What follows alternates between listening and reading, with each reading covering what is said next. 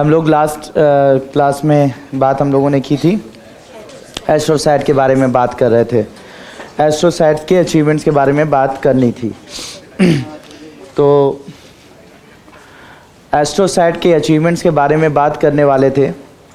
तो देखिए, एस्ट्रोसैट्स के बहुत सारे अचीवमेंट्स रहे हैं, पिछले 5 साल के करीब होने को आ रहा है। 28 सितंबर 2015 को लॉन्च किया गया था, याद है? तो 28 सितंबर 2015 को लॉन्च किया गया और अभी तक अप्रॉक्सीमेटली 5 साल के करीब, 4.5 ईयर के करीब ये कंप्लीट हो गया है। और इसमें बहुत सारी अचीवमेंट एस्ट्रोसैट ने की हैं, जिनमें जो सबसे बड़ी अचीवमेंट ये है कि एक होता ये है कि जब भी स्टार का फॉर्मेशन होता है तो जब कोई भी स्टार होगा तो स्टार अपनी जब लाइफ में जब इसकी उम्र बढ़ती है तो उम्र बढ़ने के साथ साथ ये जो स्टार्स होते हैं ये अपनी साइज़ में बड़े हो जाते हैं और इसे रेड जायंट कहते हैं। ठीक है, रेड जायंट कहते हैं। और ये जो रेड जायंट होते हैं ये फिश के बाद, पहले तो ये नॉर्मल साइज़ के होते हैं, लेकिन कुछ दिनों के बाद जैसे जैसे उम्र इनकी बढ़ती जाती है ये रेड जायंट हो जाते हैं, रेड जायंट में कन्वर्ट हो जाते हैं। और फिर कुछ वक्त के बाद ये श्रिंक होना स्टार्ट हो जाते हैं, यानी ये छोटे होना शुरू होते हैं। ठीक है, और छोटे होते होते इनकी साइज़ में छोटे हो जाते हैं, लेकिन इनकी डेंसिटी बहुत हाई हो जाती है। और इसके बाद ये वाइट ड्वार्फ के नाम से जाने जाते हैं, वाइट ड्वार्फ के नाम से। और फिर इसके बाद इनमें जब इनकी उम्र पूरी हो जाती है तो इनमें एक ज़बरदस्त तरीके का विस्फोट होता है, ठीक है, एक बहुत ज़बरदस्त तरीके का विस्फोट होता है जिसे सुपरनोवा ब्लास्ट कहते हैं, सुपरनोवा ब्लास्ट। अब इस सुपरनोवा ब्लास्ट के बाद, इन तारों में सुपरनोवा ब्लास्ट के बाद बहुत सारी चीज़ें फॉर्म होती हैं, जैसे कि न्यूट्रॉन स्टार फॉर्म होते हैं, न्यूट्रॉन स्टार फॉर्म होते हैं। और साथ ही साथ इन्हीं से क्या बनता है, ब्लैक होल्स बनते हैं। ठीक है, ब्लैक होल्स में कन्वर्ट हो जाता है। तो न्यूट्रॉन स्टार्स जो होते हैं वो बहुत ज़्यादा छोटे साइज़ में होते हैं, साइज़ में बड़ा छोटा होता है, लेकिन डेंसिटी बहुत हाई होती है। और डेंसिटी बहुत हाई होती है तो ग्रेविटी भी बहुत ज़्यादा हाई होती है, इतनी। ठीक है, तो इतने डेंस होते हैं, इतने हाईली डेंस होते हैं ये न्यूट्रॉन स्टार्स, इतने हाईली डेंस होते हैं कि इनका जो वेट है, इनका जो मास है वो इतना ज़्यादा हो जाता है कि अगर 1 चम्मच न्यूट्रॉन स्टार को, ज़रा समझिए, 1 चम्मच यानी 1 टेबल स्पून जो आपके घर में यूज़ होता है, अगर 1 चम्मच न्यूट्रॉन स्टार को अगर हम लाकर अर्थ के नॉर्थ पोल पर गिरा दें, 1 चम्मच न्यूट्रॉन स्टार को अगर नॉर्थ पोल पर गिरा दें तो इतना ये भारी होगा, इतना भारी होगा कि पूरी अर्थ को बीच से चीर कर निकल जाएगा। यानी अर्थ उसकी वेट को बर्दाश्त ही नहीं कर सकती। इतना हाईली डेंस और हाईली ग्रेविटेशनल इसके अंदर इतनी डेंसिटी होती है। समझ में आ रही बात?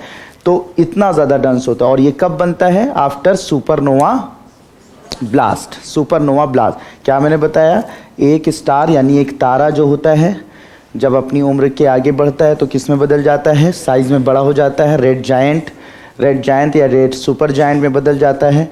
उसके बाद वाइट ड्वार्फ और फिर उसके बाद सुपरनोवा ब्लास्ट होता है, जिसमें न्यूट्रॉन स्टार्स बनते हैं और साथ ही साथ ब्लैक होल्स का निर्माण होता है। ठीक है, तो जब ये ब्लास्ट, सुपरनोवा ब्लास्ट होता है तो इस वक्त सुपरनोवा जो ब्लास्ट होता है, इस सुपरनोवा ब्लास्ट के वक्त पर एक गामा विकिरण भी होता है। ठीक है, गामा विकिरण यानी गामा रेडिएशन भी होता है। तो इस गामा, तो जब एक तारा था, आज से कई मिलियन ईयर्स पहले एक तारा था, तो उस तारे में जब ब्लास्ट हुआ, सुपरनोवा ब्लास्ट हुआ, तो जो गामा रेडिएशन हुआ यानी गामा रेज उसमें से निकली, तो गामा रेडिएशन जो हुआ, गामा रेज जब निकली तो उस चीज़ को हमारे एस्ट्रोसैट ने 2016 में डिटेक्ट किया कि एग्जैक्टली स्टार जब सुपरनोवा ब्लास्ट होता है तो उसके साथ ही साथ एक गामा ब्लास्ट भी होता है, गामा विस्फोट भी होता है जिसमें गामा रेडिएशन निकलती हैं। ऐसा डिटेक्ट करने वाला कौन था?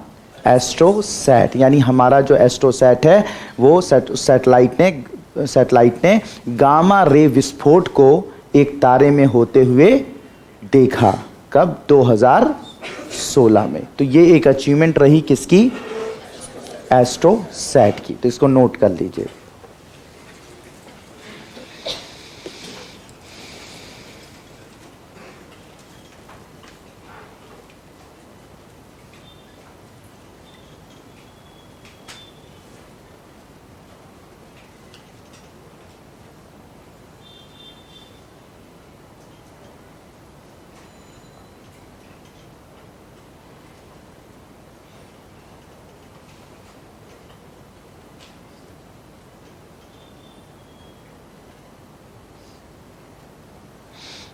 तो लिख लीजिएगा कि 4 जनवरी 2017 को 4 जनवरी 2017 को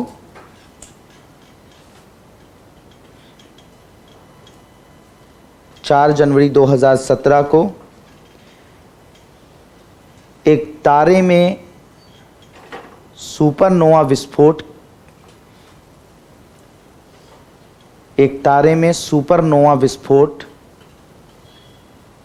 एक तारे में सुपरनोवा विस्फोट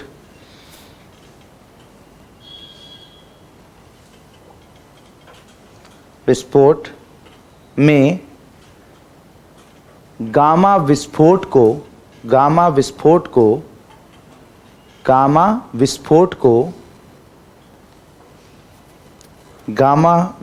को रिकॉर्ड करने का काम एस्ट्रोसैट ने किया। गामा विस्फोट को रिकॉर्ड करने का काम एस्ट्रोसैट ने किया।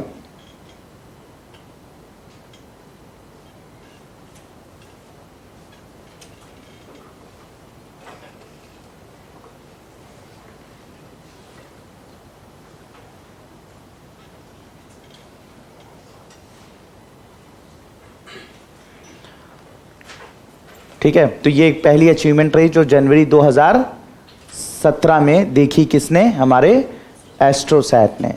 ठीक है, दूसरे कुछ तारे होते हैं। अच्छा, बना रहे हैं। कितने लोग आज पहले दिन आए? बहुत बड़े नए चेहरे मुझे दिखाई पड़ रहे हैं। तो कहाँ थे आप लोग भाई? कहाँ विलुप्ति की कगार पर पहुंच गए थे क्या आप लोग? आज खबर मिली, चले आए, जब मन हुआ तब उठाया बोरिया बिस्तर, निकल आते हैं, देख आते हैं कौन पढ़ा रहा है, देख के आते हैं। ठीक है, ठीक ठाक पढ़ा रहे हैं बच्चे, ठीक ठाक पढ़ रहे हैं कि नहीं पढ़ रहे हैं। अरे मज़े बात ये भी रहती है कि बेइज्जती हो रही होती है और हंस भी रहे होते हैं। ठीक है, सबसे बड़े मतलब एस्ट्रोसैट का अचीवमेंट ये सब है जो मैं बता रहा हूँ। इनका अचीवमेंट ये है कि इनकी बेइज्जती हो रही है। बहुत दिन हो गए ना, इसको सुने नहीं रहते, तो चलो आज सुनाते हैं, अच्छा लगेगा। ऐसे ही समझो, हल्का हल्का समझ में आ जाए तो अच्छी बात है, नहीं समझ में आए तो बढ़िया, उससे भी अच्छी बात है। हो गया, तो एस्ट्रोसैट का एक अचीवमेंट समझ में आ गया। इसी तरीके से एक दूसरा अचीवमेंट हमारे एस्ट्रोसैट ने किया। कुछ ब्रह्मांड में कुछ ऐसे तारे होते हैं जिनका साइज़ बहुत छोटा होता है, लेकिन उनकी जो ग्रेविटेशनल पुल होता है, उनका गुरुत्वाकर्षण जो शक्ति होती है बहुत अधिक होती है। तो उन्हें ब्लू स्ट्रैगलर स्टार या उन्हें बोला जाता है वैम्पायर स्टार। ठीक है, ब्लू स्ट्रैगलर और वैम्पायर स्टार के नाम से जाना जाता है। तो ऐसे तारे जो हैं वो हमारे ब्रह्मांड में विचरण करते रहते हैं, घूमते रहते हैं। और जैसे किसी बड़े तारे के बगल से गुजरते हैं, बड़े तारे को अपनी ग्रेविटी से खींचकर उसके अंदर जितना भी मटेरियल होता है, जितना भी पदार्थ होता है, उस सारे के सारे पदार्थ को खींचकर, सक करके, उसे खींचकर, खाकर ख़त्म करके आगे बढ़ जाते हैं। यानी छोटे से होते हैं लेकिन इतना ज़बरदस्त उनका ग्रेविटेशनल पुल होता है कि बड़े स्टार को वो सक करके खाकर और आगे बढ़ जाते हैं। तो ऐसे ब्लू स्ट्रैगलर स्टार को, एक बड़े तारे को, अपने कंपेनियन स्टार या बड़े तारे को खाते हुए देखने का काम किसने किया? हमारे एस्ट्रोसैट ने। तो ये भी अचीवमेंट है। पहले सुना जाता था लेकिन इस चीज़ को देखा किसने? एस्ट्रोसैट ने देखा, ब्लू स्ट्रैगलर स्टार को। तो लिख लीजिएगा कि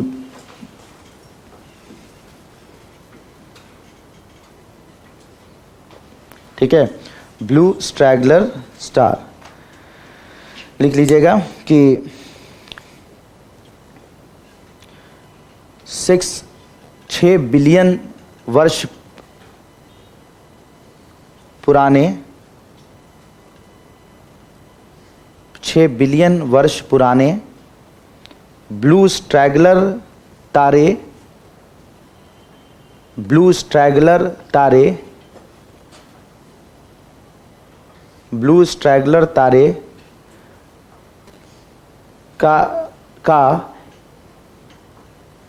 ब्लू स्ट्रैगलर तारे द्वारा, ब्लू स्ट्रैगलर तारे द्वारा एक बड़े तारे को, एक बड़े तारे को, बड़े तारे को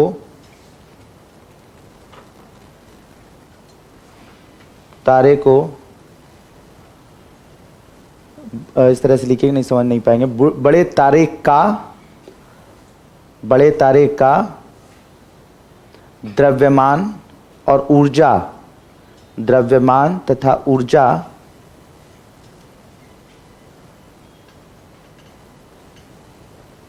को खींचते हुए, द्रव्यमान तथा ऊर्जा को खींचते हुए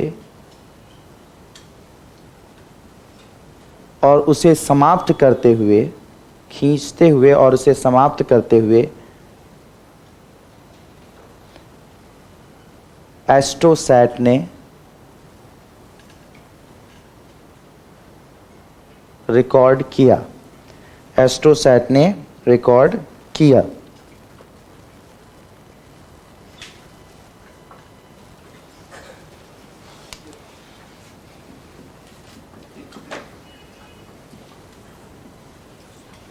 प्रॉक्सिमा सेंचुरी हमारे अर्थ के पास सन के बाद सबसे पाया जाने वाला सबसे करीबी तारा है। प्रॉक्सिमा सेंचुरी वो तारा है जो हमारे सूर्य के बाद सबसे करीब है पृथ्वी, ठीक है, पृथ्वी के सबसे करीब है प्रॉक्सिमा सेंचुरी। तो प्रॉक्सिमा सेंचुरी तारे को, प्रॉक्सिमा सेंचुरी तारे के जो कोरोनल विस्फोट, यानी ये जगह कोई भी स्टार होता है तो स्टार के ये जो किनारे वाले भाग होते हैं इसे बोला जाता है कोरोना। क्या कहा जाता है? कोरोना। तो इस कोरोना में रह रहकर कभी कभी ब्लास्ट होते रहते हैं, विस्फोट होते रहते हैं, इसे कोरोनल ब्लास्ट बोलते हैं या कोरोनल विस्फोट बोलते हैं। कोरोना के भाग में विस्फोट होते रहते हैं जिसके बहुत सारे कारण अभी नहीं पता है, उस पर रिसर्च चल रहे हैं, क्यों ऐसा होता है, किस तरीके से होता है। तो इस तरीके के कोरोनल ब्लास्ट को रिकॉर्ड किया हमारे एस्ट्रोसैट ने, किसमें? Proxima Centauri. लिख लीजिए, सूर्य के बाद, सूर्य के बाद, सूर्य के बाद पृथ्वी के सबसे करीब, सूर्य के बाद पृथ्वी के सबसे करीब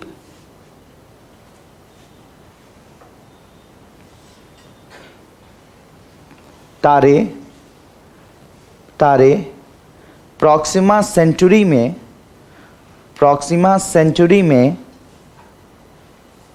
प्रॉक्सिमा सेंचुरी में कोरोनल विस्फोट को, प्रॉक्सिमा सेंचुरी में कोरोनल विस्फोट को, प्रॉक्सिमा सेंचुरी में कोरोनल विस्फोट को रिकॉर्ड करने का कार्य किया, एस्ट्रोसैट ने किया या किया।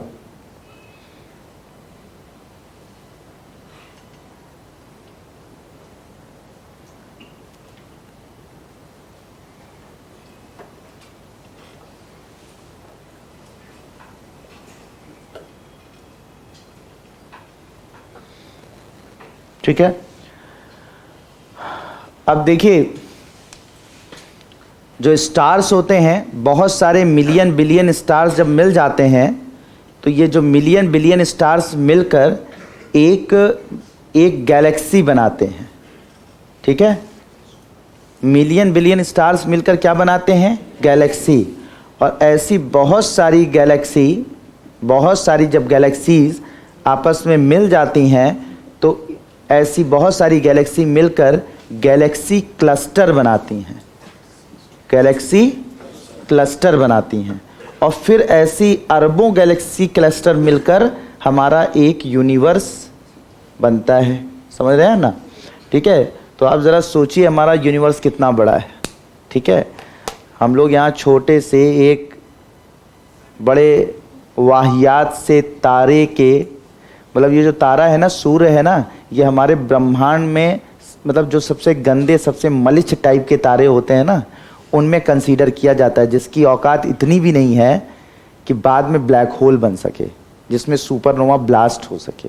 इसमें सुपरनोवा ब्लास्ट नहीं होगा, इसमें ब्लैक होल नहीं बनेगा, क्योंकि ये उतनी मास वाला है ही नहीं कि जिसमें सुपरनोवा ब्लास्ट हो सके। मतलब इतनी भी कंसीडर कि ब्लैक होल बाद में, जैसे बहुत सारे तारे होंगे ना, उनका इंडेक्स कैसे होता है? सुपरनोवा ब्लास्ट के साथ मैंने बताया, और फिर उसके बाद उसमें न्यूट्रॉन स्टार बनते हैं, ब्लैक होल बनते हैं। आपका सूर्य जो है इतना छोटा है कंपैरेटिवली सबके साइज में, ठीक है, कि उसका जब विस्फोट होगा, मतलब जब वो उसका जीवन समाप्त होगा, तो वो छोटे छोटे छोटे छोटे मतलब एक बुझे हुए तारे के रूप में ख़त्म हो जाएगा। ठीक है, उसमें किसी तरीके का सुपरनोवा ब्लास्ट नहीं होगा, उसमें किसी भी तरीके का ब्लैक होल नहीं बनेगा। तो एक बड़ा छोटा सा, मतलब हाँ समझ रहे हो ना, मतलब तुम जैसा, ठीक है, कोई अपना कुछ है नहीं है। ठीक है, ऐसे मतलब उस तरीके का तारा है, और उस तरीके का तारा है, उस तारे में एक छोटा सा प्लैनेट है। ठीक है, और उस छोटे से प्लैनेट में एक छोटा सा देश है, और एक छोटे से देश में एक छोटी सी स्टेट है, और स्टेट में दिल्ली, और उस दिल्ली में एक छोटे से कमरे में एक छोटी सी कुर्सी पर चुपचाप बैठे हुए हो।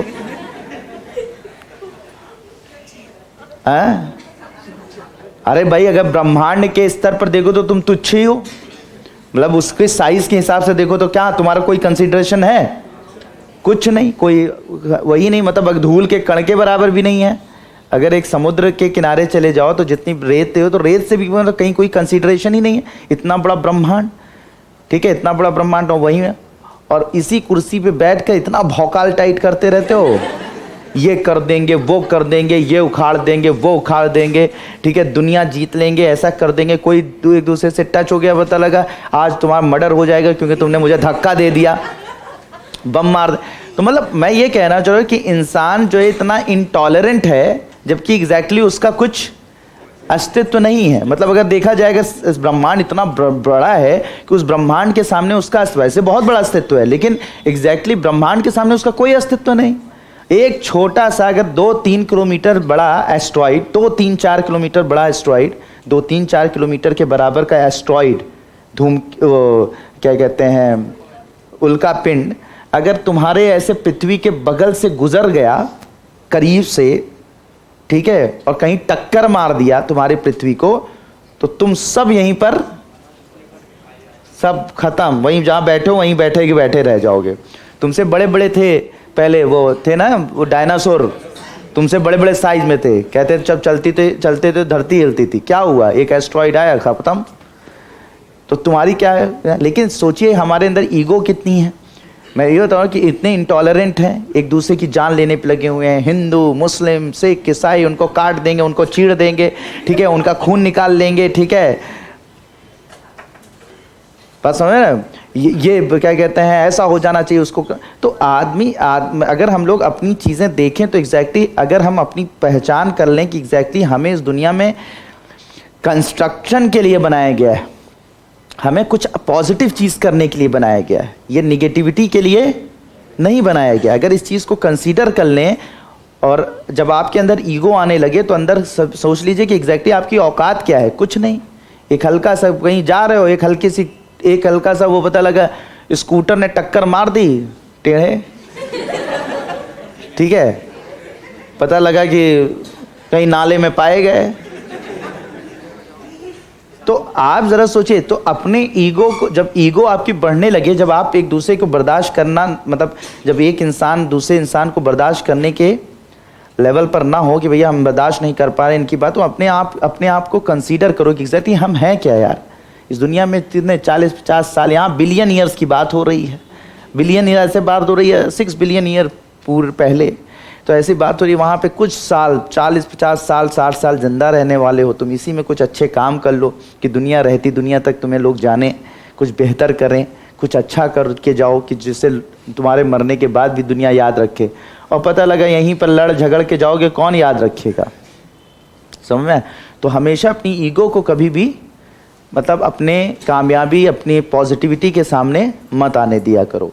सोचो इतना बड़ा अच्छा, मतलब एक छोटा सा प्लैनेट में एक छोटे से स्टार के, एक छोटा सा स्टार, उस छोटे स्टार का एक प्लैनेट, ऐसे कितने बिलियन स्टार्स हैं किसमें, एक गैलेक्सी में, बिलियन स्टार्स हैं एक गैलेक्सी में। और ऐसी कई गैलेक्सियां जब मिल जाती हैं तब बनता है एक गैलेक्सी क्लस्टर, फिर ऐसी बिलियन गैलेक्सी क्लस्टर मिलकर एक यूनिवर्स। और अब तो ये भी हो गया है कि एक यूनिवर्स नहीं है बल्कि मल्टीपल यूनिवर्स भी मौजूद है, यानी एक यूनिवर्स नहीं है, बहुत सारे यूनिवर्स हैं, एक साथ बड़े टाइप के यूनिवर्स हैं।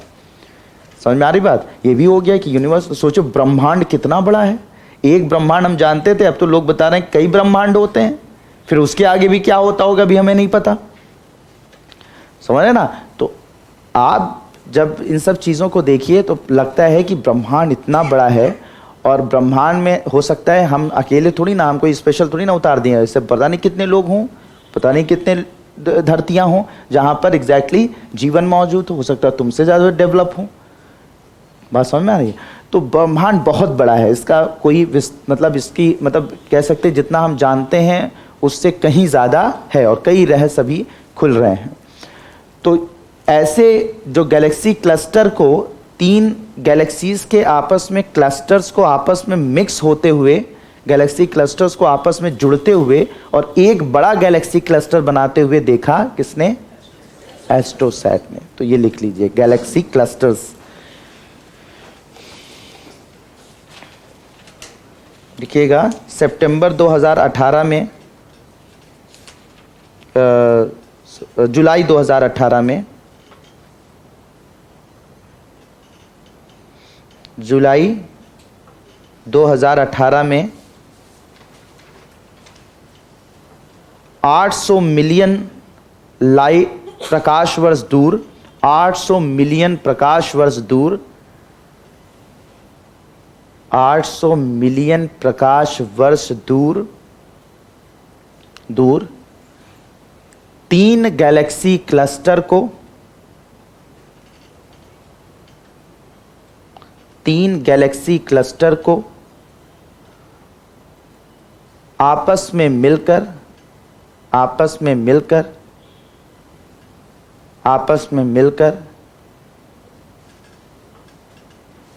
एक बड़ा गैलेक्सी क्लस्टर